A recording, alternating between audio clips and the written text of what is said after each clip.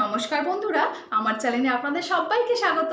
আজকে আমি আপনাদের আবার একটি রেসিপি শেয়ার করব, সেটা হচ্ছে মোচার রেসিপি। তো রেসিপিটা আমি কিভাবে বানাচ্ছি আর রেসিপিটা বানাতে কি কি উপকরণ লাগছে সেটা আমার সঙ্গে থাকুন আর ভিডিওটি দেখতে থাকুন। তাহলে চলুন এখন রেসিপিটা শুরু করি।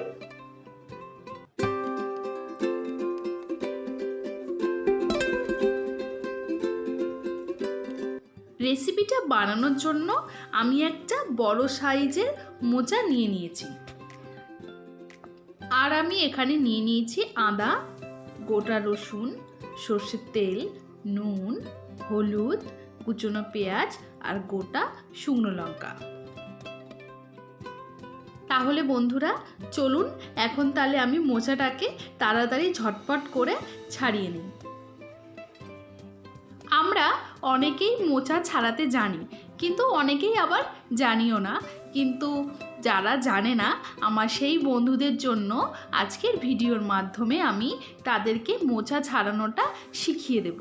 তো কিভাবে মোচা ছাড়াতে হয় ভিডিওটা আপনারা আমার সঙ্গে থাকুন আর দেখতে থাকুন। প্রথমে মোচার গায়ে যে খোলসগুলো থাকে সেইগুলো আমি সব ছাড়িয়ে একে একে মোচার কোয়াগুলোকে আমি বার করে নেব।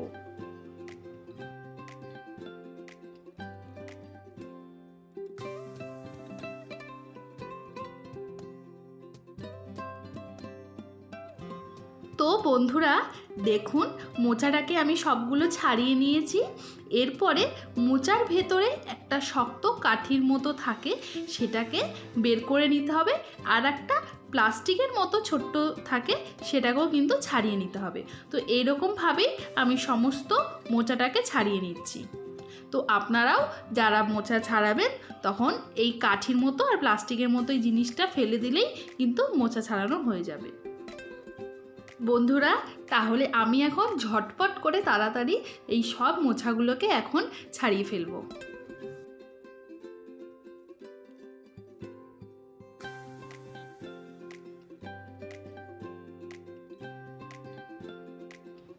তো দেখুন আমার কিন্তু সমস্ত মোচাটা ছাড়ানো হয়ে গেছে। আর দেখুন আমি সাইডে কিন্তু ওইগুলো রেখে দিয়েছি আপনাদেরকে দেখাবো বলে। তো এইগুলো মোচার ভেতর থেকে আমি এখন ছাড়িয়ে বার করেছি। তাহলে বন্ধুরা এখন আমি ঝটপট করে মোচাটাকে কেটে নেব।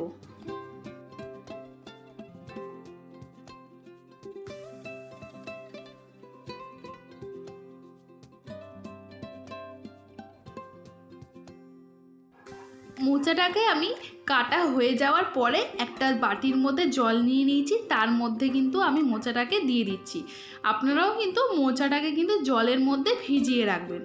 আর হ্যাঁ বন্ধুরা, আপনারা কিন্তু মোচা কাটার আগে হাতে একটু সর্ষের তেল মেখে নেবেন। তাতে করে কি হবে, আপনার হাতটা কিন্তু কালো হবে না। মোচার কষে কিন্তু হাত কালো হয়ে যায়। তো বন্ধুরা দেখুন আমার এখানে কিন্তু সমস্ত মোচাটা কাটা হয়ে গেছে। এবার আমি এটাকে কিন্তু জলের মধ্যে ভিজিয়ে রাখবো কিছুক্ষণ। তাতে করে কি হবে, মোচার ভেতরে যে কষটা থাকে সেটা কিন্তু অনেকটা বেরিয়ে যাবে।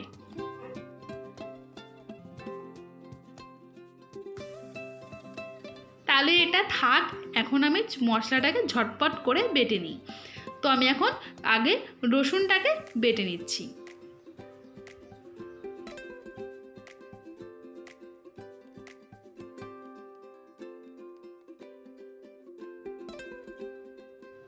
রসুন বাটা হয়ে গেছে।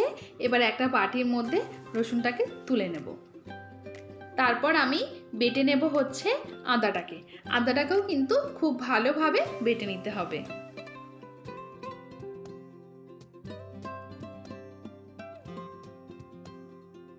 আদাটাও কিন্তু বাটা হয়ে গেছে। এবার আমি আদাটাকেও একটা বাটির মধ্যে তুলে নিচ্ছি। এরপর আমি দিয়ে দিয়েছি গোটা জিরে। এবার গোটা জিরেটাকেও খুব ভালো করে বেটে নিতে হবে।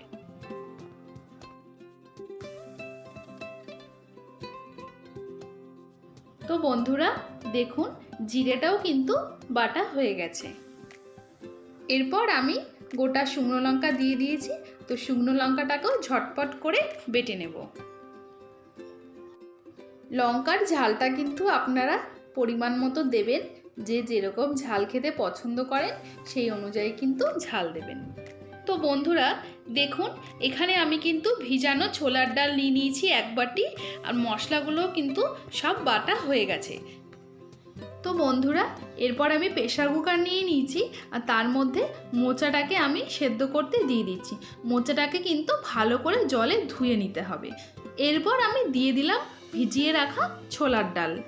তারপর আমি এর মধ্যে দিয়ে দেব হচ্ছে পরিমাণ মতো নুন, আর দিয়ে দেব হচ্ছে পরিমাণ মতো হলুদ।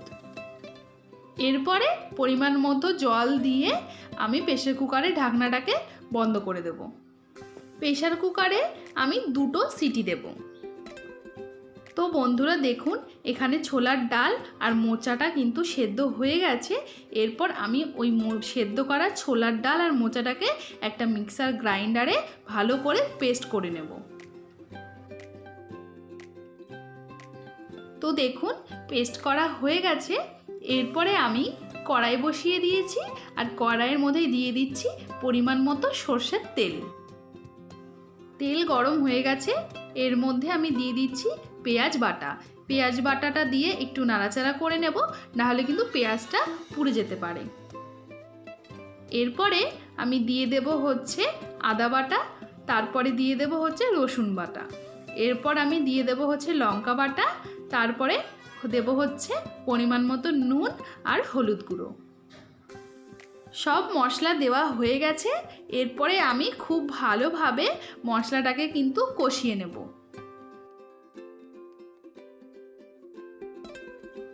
তো বন্ধুরা দেখুন, মশলাটা কিন্তু কষানো হয়ে গেছে। এরপর আমি ছোলার ডাল আর মোচার পেস্টটা এর মধ্যে এখন দিয়ে দিলাম।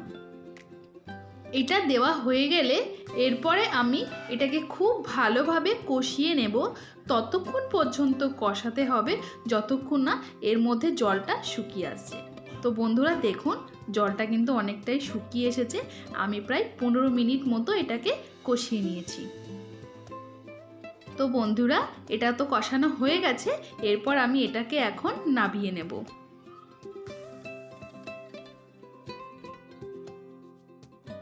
এরপরে এখানে একটা থালা নিয়ে নিয়েছি, আর তার মধ্যে কিছুটা সর্ষের তেল আমি মাখিয়ে নিচ্ছি। তারপর আমি কষিয়ে রাখা মোচাটা এই থালার মধ্যে তুলে নিচ্ছি। এরপরে মোচাটাকে আমি খুন্তির সাহায্যে চেপে চেপে চৌকো মতো শেপে করে নেব। তো বন্ধুরা দেখুন, মোচাটা কিন্তু খুব সুন্দরভাবে থালার মধ্যে শক্ত হয়ে গেছে, এবং আমি একটা চৌকো শেপ এর মধ্যে করে নিয়েছি। এরপরে আমি এই চৌকো শেপ করে আবার মোচাগুলোকে সম্পূর্ণ কেটে নেব। আপনারা কিন্তু চাইলে এটা বরফির মতো করেও কেটে নিতে পারেন।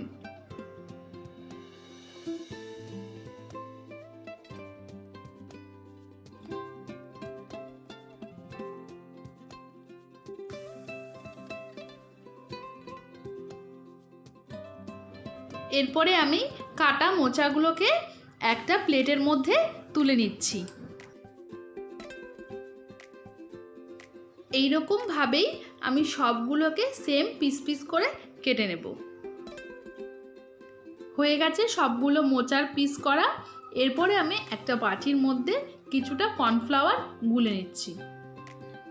এই কর্নফ্লাওয়ারে এক একটা মোচার টুকরো এর মধ্যে চুবিয়ে আমি গরম গরম তেলে এখন এগুলোকে ভেজে ফেলব।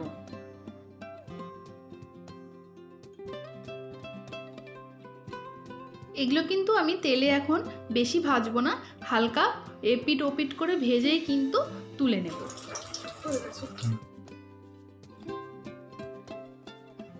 তো এইগুলো ভাজা হয়ে গেছে। এইবার আমি এগুলোকে এক এক করে তুলে নেব, আর ওই রকম সেম পদ্ধতিতেই আমি সবগুলোকে ভেজে নেব।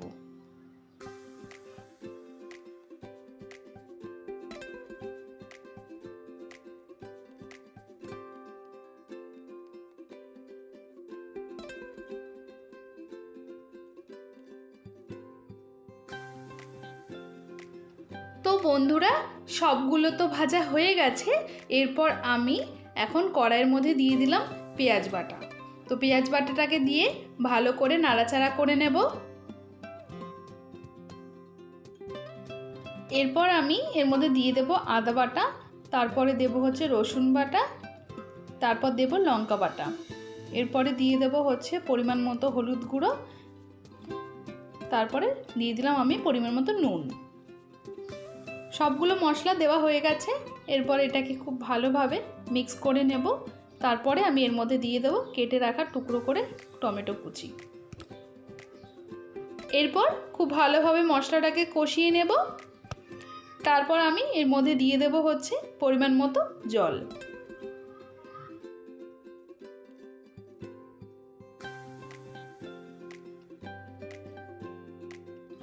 তো বন্ধুরা, ঝোলটা ফুটে গেছে। এর মধ্যে আমি দিয়ে দিচ্ছি ভেজে রাখা জিরের গুঁড়ো, আর তারপর আমি দিয়ে দিচ্ছি সামান্য পরিমাণ গরম মশলা গুঁড়ো।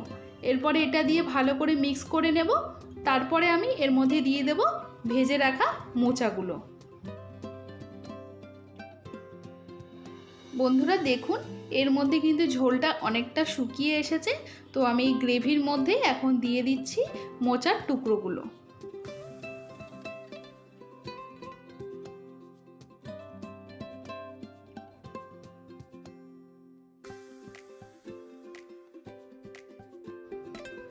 তো তরকারিটা আমাদের হয়ে গেছে। এবার আমি এটাকে নামিয়ে নেব। তো এটাকে আমি এখন একটা প্লেটে নামিয়ে নিচ্ছি।